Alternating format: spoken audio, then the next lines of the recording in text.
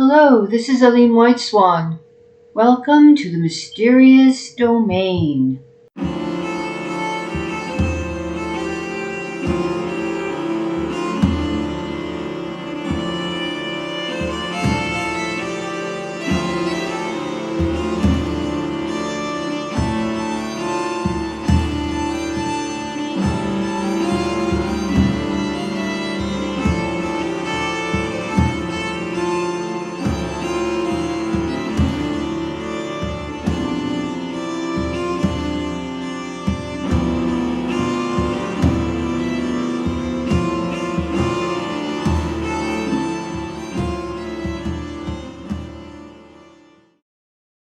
Now we arrive at the major arcana for my tarot deck.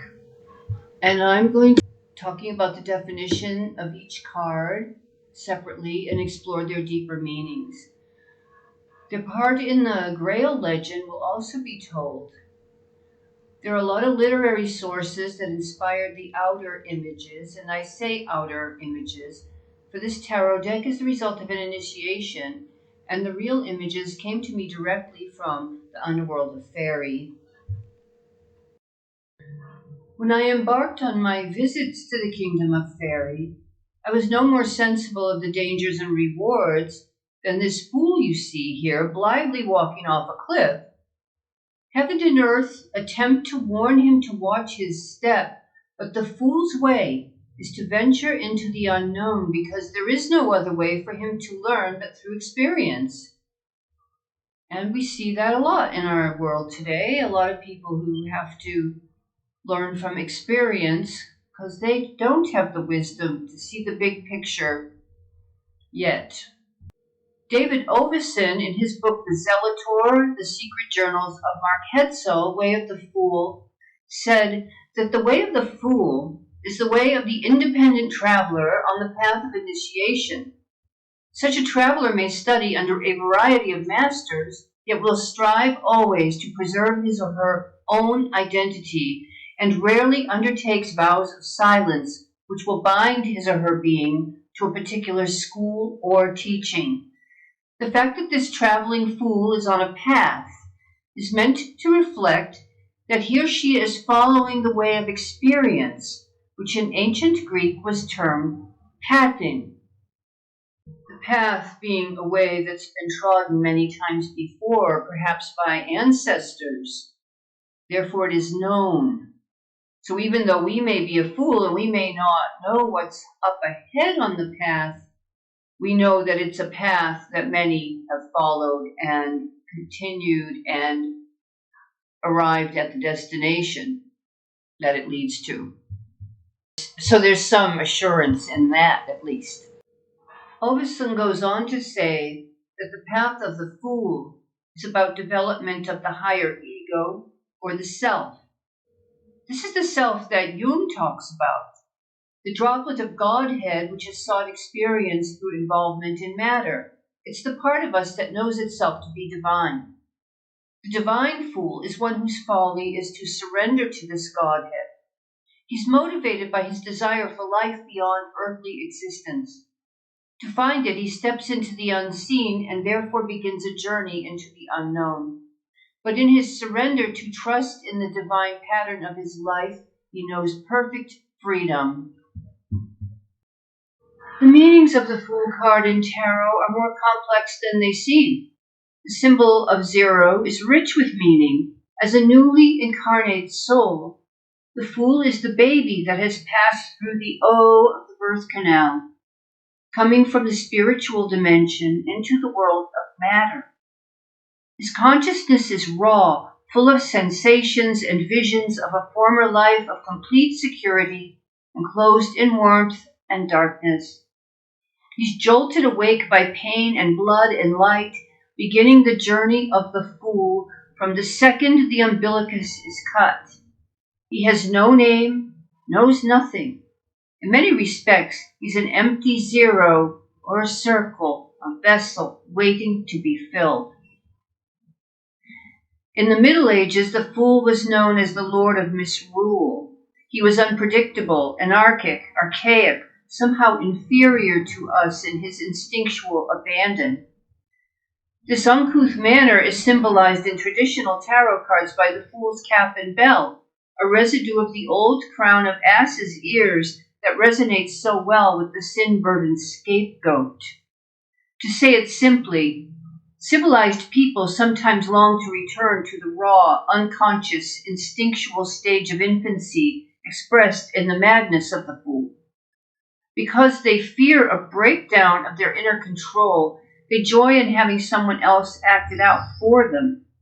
In ancient times, it's easy to consider that the one who played the fool too well was cast out or killed, so that society could rid itself of these base desires for the rest of the year. And I think we see an example of that in a film like The Wicker Man, where the one who is to be sacrificed is dressed up as the fool and chased to his doom.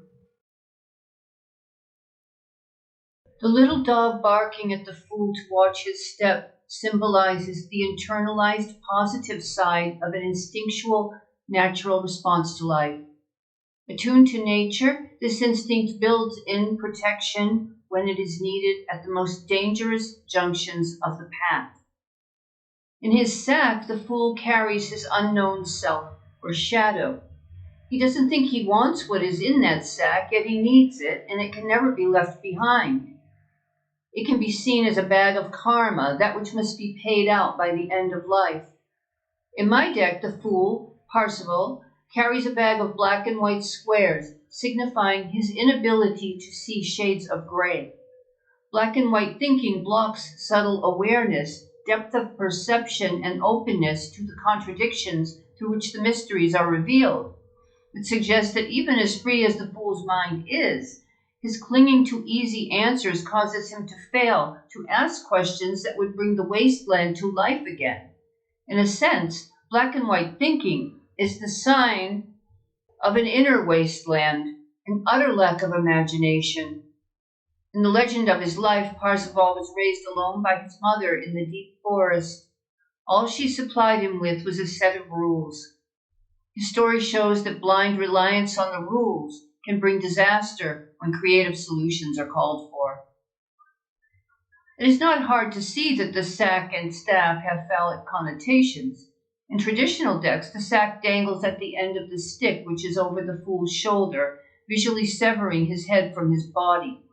There's no more apt arrangement of symbols to suggest that much of the fool's instinctual bad behavior and much of his mania is sexual. On the other hand, this sexual imagery has less to do with sexual acts than with fertility of ideas, creative energy as yet unformed, direct from a source close to the divine.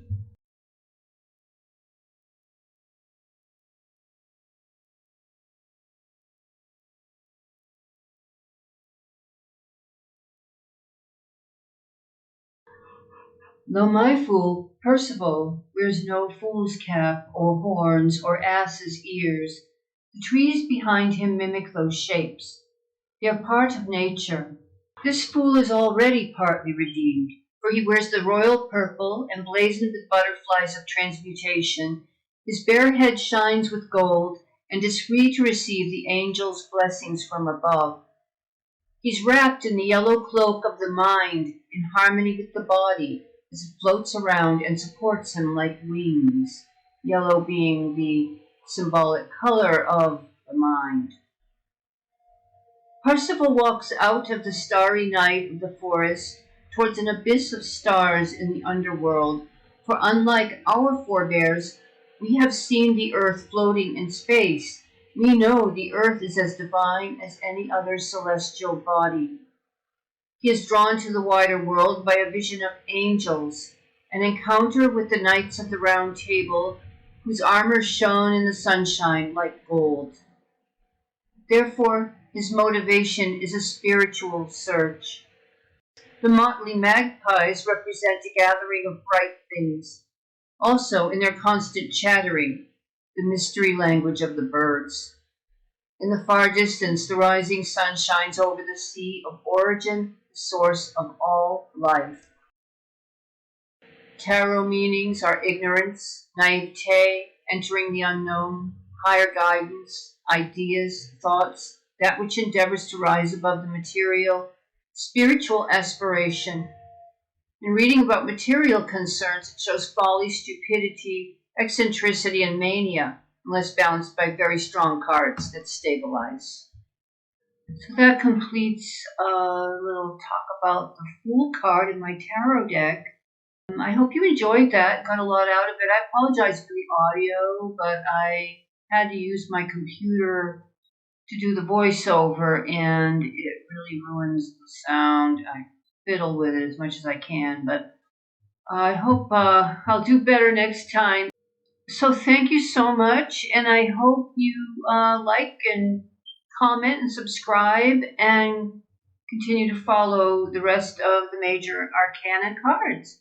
So, again, thank you so much. I love you, and we'll be back. Bye-bye.